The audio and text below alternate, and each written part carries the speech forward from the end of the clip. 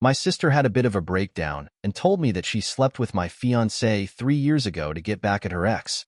My mom knew about it for months, but never told me. I'm posting here in the hope that someone can offer some advice or share their experiences. I'm not sure what to do. I feel like my heart has been ripped out. Let's call him Jake. I've been with him for 7 years. I don't know how I'd manage without him. We met at university. We stayed together after graduation and moved into a flat together. We purchased a property together 2 years ago. He proposed last summer, and we were planning to get married in July 2017. We've had a pretty smooth ride until now. My sister, Sarah, has a very volatile personality. I was very fond of her when she was growing up, but she had a lot of personal issues that made our home life quite challenging. Her childhood was pretty different from mine. My parents were pretty cash-strapped. They were on the verge of getting a divorce. My dad was physically abusive on a number of occasions, but things improved drastically in the years after I was born. A lot of her issues go back to this. My parents feel guilty about Sarah's upbringing and used to let her get away with some pretty bad behavior. I don't think I've ever known Sarah to date anyone else. They started dating when they were 16, and their relationship was pretty toxic. They broke up and got back together on numerous occasions. They were madly in love, but more often than not, she would have these intense arguments with him, sometimes even physical. Then she would vent her frustrations and despair on. My parents and I remember spending many nights lying next to her in bed, while she cried so hard she would wreck the room after their arguments. She would throw plates and glasses at the wall, hit herself, and sometimes hit me and my parents too. It was like he was her drug of choice, and she was emotionally stunted and couldn't see beyond their relationship. Just over 2 months ago, her boyfriend ended things for good. I'm not sure what changed, but after almost 20 years together, he finally had enough. He booked a one-way ticket to another country, changed his number, deleted all his social media profiles, and basically disappeared from Sarah's life. Even now, she still won't say what caused it, but it was long overdue. As you can imagine, Sarah was pretty devastated. She moved out of their shared rented apartment and in with my parents. I would stop by most days after work, where she would alternate between explosive rage and an almost catatonic silence, staring at the wall with tears streaming down her face.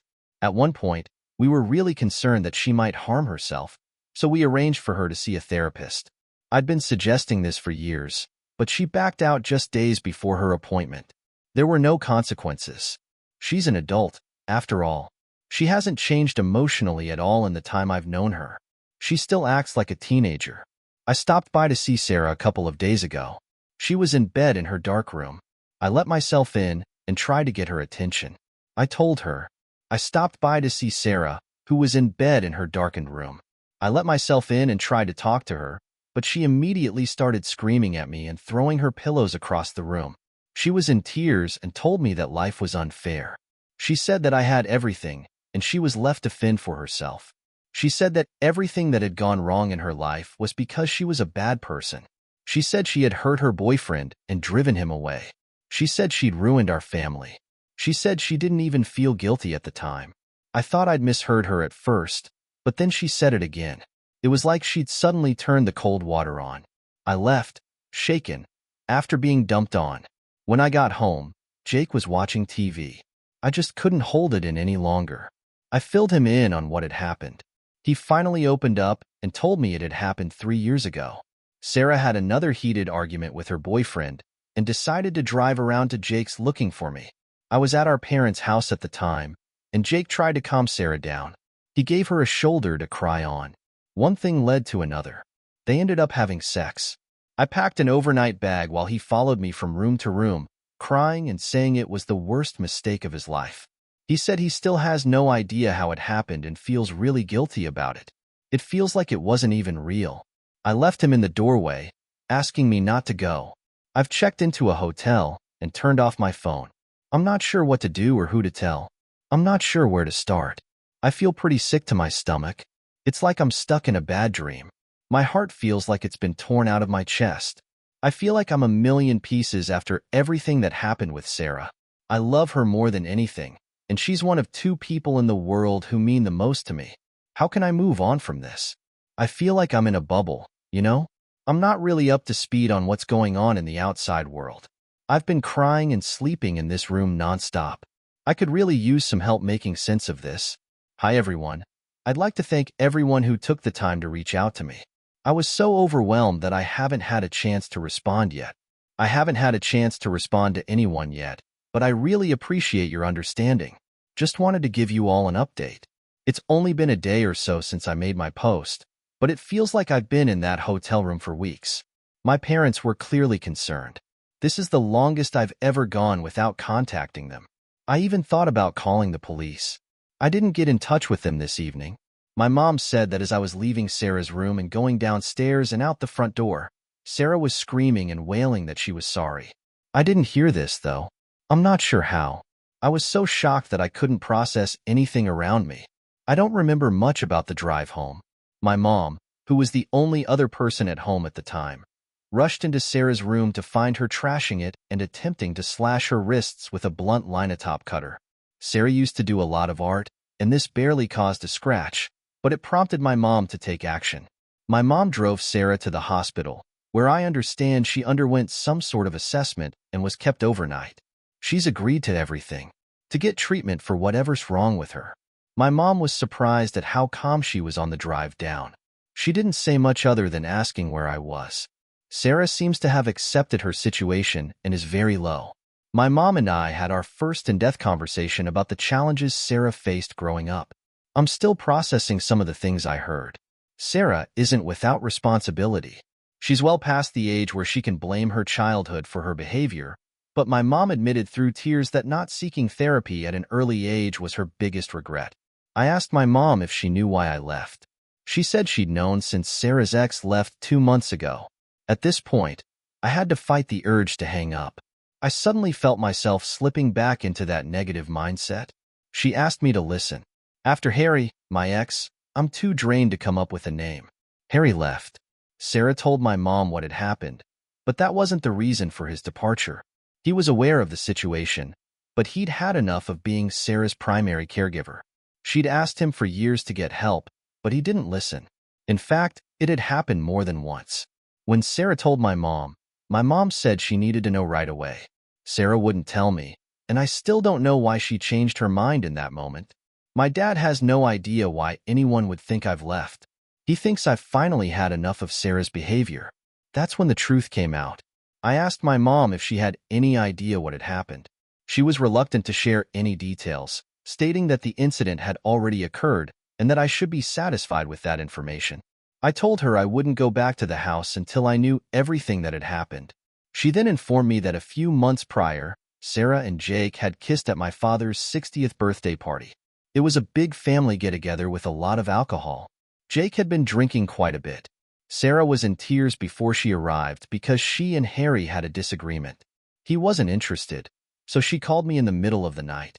At some point, Jake asked her if she was okay and gave her a hug. They ended up sharing a kiss in the kitchen. Sarah told my mom that they were both sorry and promised never to bring it up again. But Sarah went looking for him. That night, they slept together, knowing he was unlikely to turn her down. She was upfront about her motivation, saying she wanted to get back at Harry for cheating on her during one of their many breaks. I don't think I was even on her radar at this point. I had all the information I needed. We spoke on the phone for over 4 hours, and I felt mentally drained and physically sick. I'm out of hope of salvaging my relationship with Jake. I feel like the last 3 years have been tainted by their betrayal. I even wonder if he liked Sarah this whole time. Part of me doesn't even want to know. I should mention that he hasn't reached out to me at all, except for one text saying he's sorry and that I should take as long as I need. As if I'll inevitably come back to him. Nothing's been decided yet. I'm not sure. I'm ready to check out of the hotel, but I'm not sure where I'm going to go next. My relationship with my mom has been affected by these revelations. I'm not sure what the future holds for Sarah. I'm still not sure what I'm going to do about Jake and I living together. I'm not sure if I still have a job. I haven't been in the office today. Can you believe it? I'm really grateful to everyone who has ever experienced symptoms like Sarah or has been around someone who is visibly troubled. I really hope you'll get help before it's too late. Update 2. Hi everyone. I thought I'd make a final update to my original post and update as I received a lot of messages. Over the last few days, I've been thinking about how I'm doing over the holiday period. I just wanted to say thanks again for all the support I've received over the last month. The number of messages, links to helpful resources, and offers for support were overwhelming and touching. My apologies if I didn't get a chance to respond to everyone. The last few weeks have been a bit of a blur, but I'm still really grateful. After talking to my mom, who told me she'd known about Jake and Sarah, I went back to square one. I turned my phone off again and spent another 5 days at the hotel. From the comments on my last post, I should mention that my mom didn't know about Jake and Sarah from the beginning. It was actually Sarah who told her about it when Harry suddenly left. That means she knew a couple of months before I did. I finally decided to give my boss a call. My boss wasn't upset or even surprised to hear. After our chat, my mom gave him a call and told him there'd been a family emergency and that I wouldn't be around for the foreseeable future. He said I could take the rest of the week off, but I'd have to come to a meeting if I needed more time off than I'd already taken. So, my job was secure.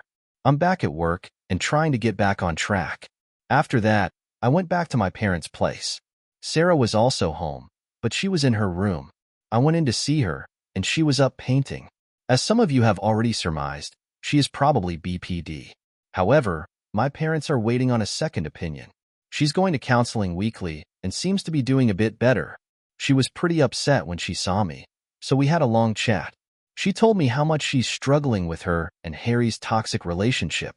She knows it's for the best that it's over, but she says the pain is still there. It was tough when he was around, and it's still a bit of a pain now that he's gone. I know some of you will be disappointed that I haven't cut her or my mom out of my life completely. I still feel resentment when I think about it, but I blame Jake more than anyone else. Jake was around long enough to see some of Sarah's behavior. She's not in a good place right now, and he still made the choice to do what he did. It's a gradual process, but she's my sister, and I can't just cut them out of my life. My life is never going to be the same again, but that might be a good thing. My dad, who had just found out what happened, drove to my apartment and picked up a few clothes in an overnight bag. Jake wasn't home, and my parents haven't heard from him since I left. I'm not sure where he is, and neither he nor his family has tried to contact me. Since this came out, his social media profiles have been deleted, and I haven't tried to contact him, his family, or his friends. I told my friends last week that I had a different impression of Jake than I did before. They've all assumed he was cheating, but there's no reason for them to think that. To find out who was involved, I've been staying with my parents and sleeping at my apartment. I'm sleeping on the sofa bed for now because the memories are still too painful. I'm selling the apartment, so I'll have to get in touch with Jake at some point. I'm a joint owner, so I'll have to work that out with him. That bridge, when I felt a bit stronger, Christmas Day, was a strange and sad one for both myself and Sarah, but we spent it as a family. For the few hours we spent together, eating and watching movies, the pain was at least somewhat dulled as we looked through the various movies and TV episodes we'd recorded. I came across a scene that really made an impression on me. I came across a scene that ended with the words, La Familia est todo. I still feel like something is missing most days. It's the worst pain I've ever felt, but it's getting better. I know I still have a long way to go, but for the first time, I'm confident I'll get there. Thanks for reading. Next up is another story. The girlfriend's best friend calls her babe, FaceTimes her at 2 a.m. She even wanted to cancel our anniversary trip for his concert when I finally had enough. She suddenly changed her mind and asked me to reconsider. I've been dating my girlfriend, Sarah, for just over a year now. While I love her, there's one thing that's been on my mind since the beginning. Her relationship with her male best friend, Jake. He's been Sarah's rock since college, and I was aware of that. From the beginning, I was aware that they had a close relationship, but I didn't anticipate the extent to which it would affect our relationship. I've always tried to be the easygoing, trusting boyfriend. I don't want to be the guy who's threatened by a platonic friendship, but to be honest, it's gotten to the point where I feel like I'm the third wheel in my own relationship. Jake and Sarah are practically inseparable. They meet up several times a week, and I'm not even invited to some of those outings. They have dinner together at least once a week, go to the movies, go on spontaneous late-night drives, and I'm usually not even invited. If I try to join, it's a bit awkward. It feels like I'm intruding on their private, joke-filled world that I'm not a part of. It's a bit of a sore point, but I've tried to let it go for the sake of keeping things civil. Then things started to cross a line. Jake is always texting her, even when we're on a date together. It's not just casual. He calls her babe and sweetheart. And when I brought this up to Sarah, she said it was just their thing and that it didn't mean anything. It seems they've been using those terms for years, but I get the feeling there's more to it. Who calls their best friend babe when they're in a relationship? This morning, I found Sarah on FaceTime with Jake. She was giggling like a schoolgirl and whispering so she wouldn't wake me when I asked her about it the next morning. She dismissed it, saying Jake needed someone to talk to, but what about me?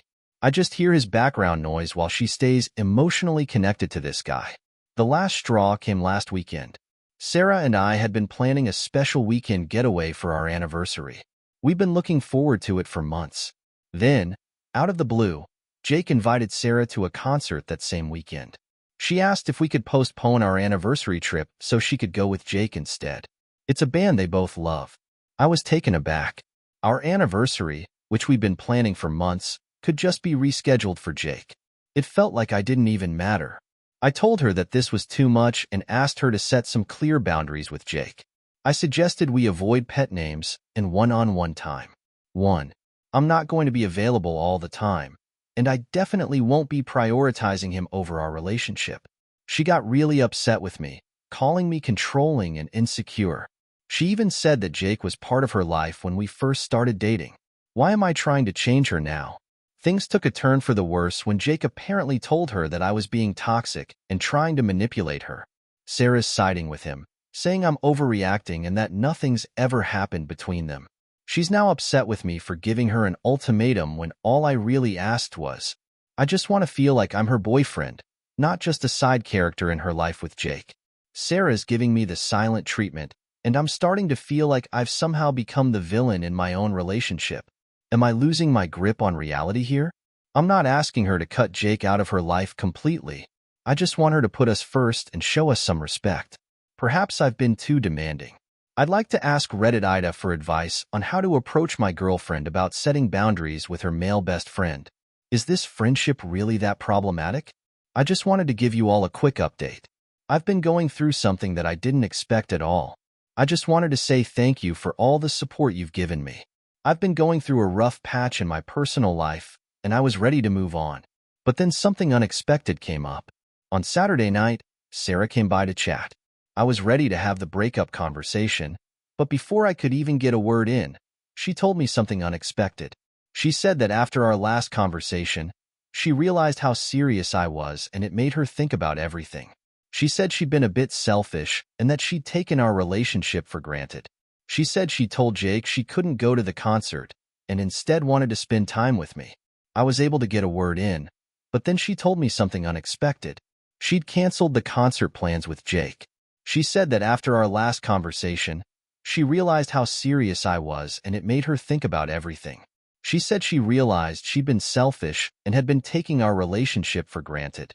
She said she told Jake she couldn't go to the concert and instead she wanted to spend the weekend with me, without any distractions or third parties, just us.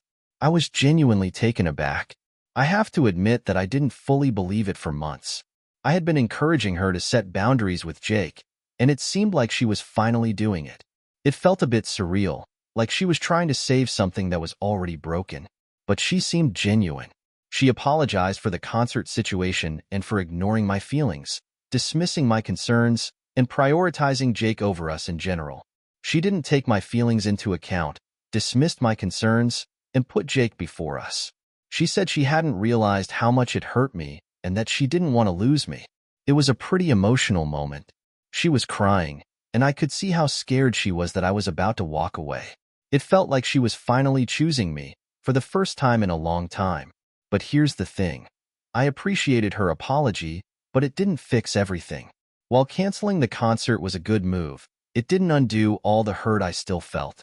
I had been competing with Jake for too long, and it's tough to rebuild trust after it's been broken. As planned, we ended up spending the weekend together. We didn't go on the big anniversary trip, but we stayed in, cooked together, and had long conversations instead. It was a bit of a roller coaster emotionally. There were times when I thought we could make it work, But there were also times when I felt like the damage was too great to repair. Today I was feeling pretty drained emotionally. Sarah seemed optimistic, but I wasn't sure, so I suggested we take a break. I suggested we take a step back to give ourselves some space to reflect and decide if this relationship was something we both wanted to fight for. She wasn't happy about it. She was really upset and asked me not to go. She said she'd show me she was serious about changing, but I needed to be alone to think things over without the constant emotional pressure. I decided to leave. I haven't spoken to her since we agreed to take a break. Let's wait a couple of weeks before we make any decisions. I'm still leaning towards ending things for good, but I'll let you know in a couple of weeks. Is there a chance she set boundaries with Jake after everything that happened? I find this hard to believe. After months of pleading, I feel like I've already checked out of the relationship. While I appreciate her efforts, I can't help but feel that it's too little, too late. I'll always care about Sarah, but this whole situation has made me realize how important it is to be with someone who values and respects you from the beginning. Someone who doesn't make you feel like you have to compete for their attention.